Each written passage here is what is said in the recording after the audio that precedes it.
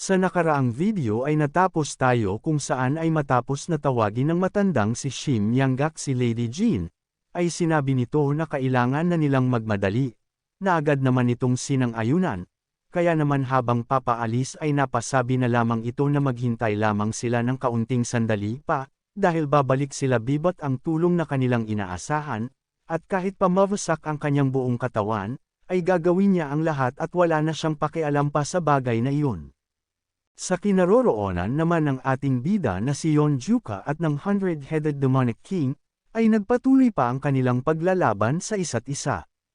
Sa nangyari ay habang tumatanggap naman ang Hundred-Headed ng mga pag-atake mula sa ating bida ay napapasabi ito sa kanyang isip na ang batang ito ay hindi nagpapakita ng kahit na anong pagbagal kahit pa matapos na gumamit ito ng mga sunod-sunod na malalakas na pag-atake. At ang batang ito ay talagang nakakuha ng malaking chi kumpara sa huli nilang pagkikita. Dahil doon ay napapatanong siya na kung sa papaanong ang kung sino na walang kapangyarihan ng kanilang Dark Spectral Sect at ng 8-bit Bell, ay lumakas ng ganito sa loob ng maikling panahon, matapos ay matagumpay naman niyang nasalag ang pag-ataking ginawa sa kanya ni Yeonjuka. Nang bigla naman itong may napansin sa espada ng ating bida, kaya naman ay masaya itong nang asar at sinabi na base sa pagninig ng kanyang espada ay nakakasigurado siya na mukhang hindi na ito pamapalagay. Kaya naman ay tinanong nito si Yeonjuka na kung inaasahan ba niya na ganun lamang siya kadaling mapa-address kagaya ng kanyang ginawa noong 3 taon na ang nakakalipas. Sa nangyari ay hindi naman nakasagot dito ang ating bida. Sa isip nito ay naiinis siyang napapasabi na noon ay nagawa niyang makawala sa kakaibang teknik ng isang ito ng madali lamang, kaya naman ay hindi niya inisip na ang isang ito ay magiging isang malaking banta sa kanya, ngunit mukhang hindi pa nito ipinapakita ang kanyang totoong lakas noon. Sabi pa nito na hindi niya makakayang ubusin pa ang kanyang oras sa lugar na ito ngayon, at kailangan na niyang mapaslang ito at magtungo sa kinaroroonan nila Namgangyon. Nang bigla naman na sinabihan siya ng Hundred-Headed Demonic King na hindi nito alam kung ano ang iniisip ng ating bida, ngunit mayroong higit sa 4 na mga demonic soldier sa kinaroroonan ng kanyang mga kasamahan, at sa ngayon, ay ang kanyang mga kaibigan ay mukhang mga patay na lahat, sa nangyari ay nakaramdam naman ng matinding galit dito si Yeonjuka. Sa kinaroroonan naman nila Yanggak at Lady Jean, ay nagulat naman ang babae sa kanyang nakita sa kanilang unahan, dahil dito ay napasabi naman si Yanggak na gaya nga ito ng kanyang inaasahan, dahil ang mga grupo ng Black Shadow Corps ay matyaga lamang silang hinahantay sa lugar na ito.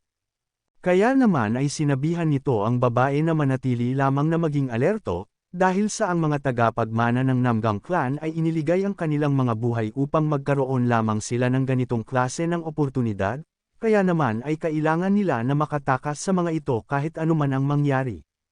Matapos ay agad naman na nagsagawa si Yanggak ng isang malakas na teknik at ito ay ang Nine Heavens Art First Form, Soaring Dragon Technique. Sa bilis na taglay ng matandang si Shim Yanggak ay nagawa nitong mahati ang isa, na sinundan pa ng ikalawa, at mabilis na nagtungo sa ikatlong miyembro ng Black Shadow Corps. Sa nakitang iyon naman ng babae ay labis naman siyang namamangha, dahil sa nagawa nitong talunin ang 6 na miyembro ng Black Shadow Corps sa loob lamang ng ilang segundo, at sa kanyang kasalukuyang estado, ay sa tingin niya na hindi niya magagawa ang makasabay dito. Nang bigla naman siyang napansin ni Yanggak at sinabihan na mag-ingat, ngunit napalingon lamang ito, kaya naman dahil doon ay mabilis na kumilos ang matanda, at agad na nagbigay ng malakas na sipa sa papaataking kalaban sa babae, upang tumilapon ito at magsanhi ng pagkakasabog. Matapos ay sinabihan nito ang babae na subukan nito ang protektahan ang kanyang sarili sa abot ng kanyang makakaya, dahil sa mahirap para sa kanya ang protektahan pa ito habang kinakaharap sila. Nang bigla naman na may umatake mula sa likudan ng matanda at matagumpay na tumama upang mapasuka ito ng dugo. Sa nangyari ay galit naman na napasabi ang babae na lumapit ito sa kanya dahil sa maghihiganti ito sa ginawa niya sa matanda, ngunit mabilis naman na nagtungo ito sa kanyang harapan habang masayang sinasabihan na masyado itong nagmamayabang, ngunit nang atakihin na nito ang babae, ay mabilis naman na denepensahan ito ng matandang si Shim Yanggak. Sa galit naman nito dahil sa pagkakapinasala niya, ay muli itong sumugod, Ngunit dahil sa bumagal na ang paggalaw nito ay madali lamang siyang inatake sa kanyang harapan. Nang matapos ay agad naman na kinuha ng isa ang ulo nito habang mimyumura, at sinabi na kanina ay inuubos sila nito pa isa-isa. Kaya naman ay tinanong niya ang matanda na kung anong pakiramdam nito na siya naman ang nakakaramdam ng pagkatalo, ngunit sa galit ng matanda, ay mabilis naman niyang inuntog ito sa kanyang muka.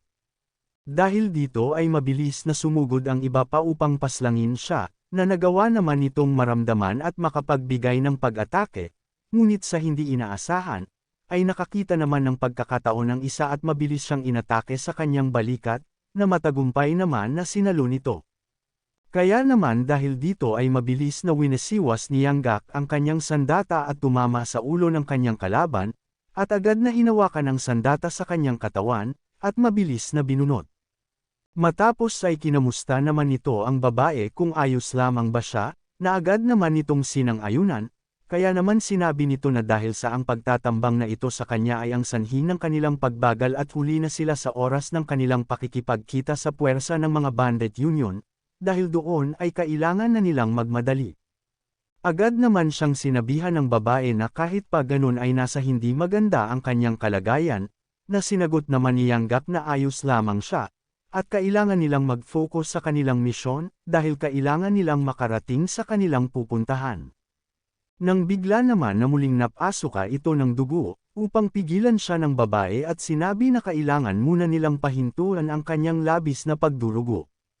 Na hindi naman sinang-ayunan ni Yang Gak at sinabi na hindi na dapat sila pa magsayang ng oras dito, dahil sa malapit na nilang marating ang kanilang destinasyon. Bukod doon ay gagamutin na din naman siya matapos nilang makita ang puwersa ng mga bandit union, dahil dito ay mabilis naman na kumilos ang matanda at sinabi na papangunahan niya ang kanilang pagtakbo at huwag itong lalayo sa kanya, na agad naman itong sinang-ayunan. Habang patuloy ang dalawa sa kanilang pagtakbo, ay sa isip naman ni Miss Jin na ang sugat ng matandang ito ay labis na malubha, at isang himala para sa kanya ang makakilos pa din ng ganito kabilis. Kaya naman ay sinisi nito ang kanyang sarili at sinabi na ang lahat ng ito ay kasalanan niya, dahil isa lamang siyang pabigat kapag kasama niya ang mga ito, kaya naman ay napapahiling ito na kung naging mas malakas lamang siya ay hindi ganito ang kanilang sasapitan.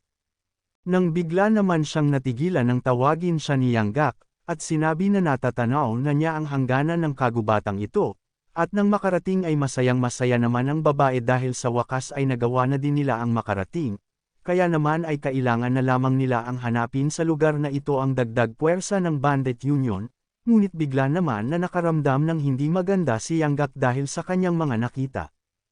Pero bago yan, ay nais ko muna kayong ipakilala sa isang investment site na kung saan ay kikita ka ng passive income sa loob ng 60 araw. Sa halagang 300 ay maaari ka nang magkaroon ng passive income na 126, at ito ay sa loob ng 2 buwan, araw-araw, safe, legit, kayang ito at subok na subok ko na mismo, paldo garantisado, kaya naman kesa ipang scatter mo yan bakit hindi mo na lang i-invest? Sure 10 times pa ang panalo, kaya naman kung interesado ka ay ilalagay ko na lang sa description at comment section ng link. Maraming salamat. Nang makarating ang dalawa sa lugar ng pagkikita sa mga puwersa ng bandit union, ay napalingon naman sa mga ito ang mga taong naghahantay sa lugar, at napasabi na mukhang ang mga ito ay ang kasama ng head sentinel na kailangan nilang hulihin, na sinang-ayunan din ng isa at sinabi na mukhang tama siya, dahil ayon sa inutos sa kanila ay ang nakatakas ay isang matanda na mayroong kasama na babae. Sa nangyari ay nagtawanan naman ang mga ito habang napapasabi na mukhang tinamaan sila ng matinding swerte dahil sa ang kanilang hinahabol ay nagkusa na magtungo sa kanila. Dahil dito ay nanghihina naman na sinabihan ng matandang si Shim Yang Gak ang babae na gagawa siya ng dadaanan nito.